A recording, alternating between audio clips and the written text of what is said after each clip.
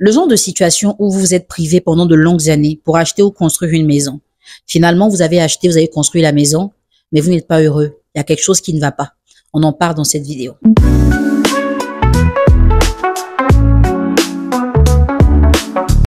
Vous savez que quand on est jeune, pour certains, on veut faire le maximum de sacrifices et puis après, on se met dans un bon mood pour évoluer tranquillement.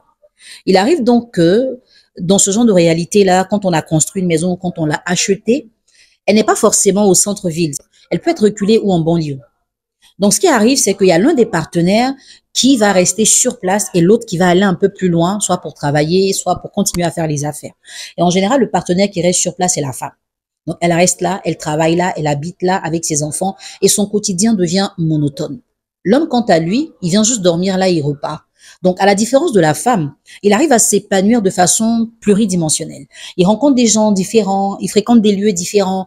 Et lui, tout ce qu'il veut, c'est rester à la maison. Alors que madame, qui est tellement restée dans la zone à un moment, a juste envie d'aller en dehors de la zone. Donc, voici que leurs centres d'intérêt vont maintenant s'opposer. Et quand elle va des fois insister pour être hors de la maison, monsieur va lui rappeler qu'ils ont fait trop de sacrifices, trop d'efforts pour en être là et qu'elle n'a pas à briser le rythme, à vouloir toujours être en extérieur. Elle va lui rappeler aussi que lui, il va dehors, il s'épanouit, il voit des choses, il voit des amis, mais elle a tout sur place. Faites très attention à ce genre de situation parce que si vous n'arrivez pas à comprendre, à parler des fois le même langage, votre relation va se fragiliser. Messieurs, mettez-vous des fois à la place de madame pour comprendre son besoin. Essayez d'inverser les rôles et vous allez voir que ce qu'elle demande n'est pas anormal, c'est pas un caprice, c'est un besoin d'épanouissement.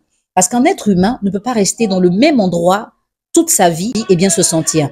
C'est pour ça que vous allez remarquer que dès qu'il y a une occasion de retrouvailles en famille, elle court, elle part. Dès qu'il y a une célébration ailleurs, elle court, elle part. Dès qu'il y a des funérailles, elle court, elle part. Parce qu'elle a besoin de voir autre chose. Ça va avoir comme répercussion, c'est que vous allez la sentir absente dans la relation, absente pour la famille. Mais elle a un échappatoire. Ce sont les seules occasions qu'elle a de se divertir et de voir autre chose. Oui, des fois, les funérailles deviennent un divertissement. Parce que là, au moins, on voyage, on rencontre de nouvelles personnes, où on se ressource un peu. Mesdames, si vous voyez que votre partenaire fait de la réticence à vous faire sortir, ce n'est pas la peine de bouder. Il ne comprend pas votre réalité. C'est à vous de l'emmener à comprendre ce que vous vivez.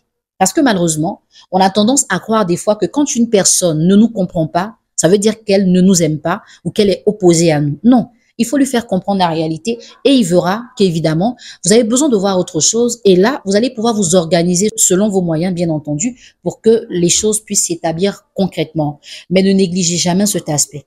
Ne vous dites jamais que ce n'est rien de grave. Parce que si vous ne faites pas attention, vous allez développer une sorte de rébellion dans votre foyer, tout simplement parce que vous avez l'impression que l'autre veut vous imposer ce que vous n'êtes pas prêt ou prête à faire. Donc, on privilégie quoi? La communication dans le couple. À bientôt pour une autre vidéo.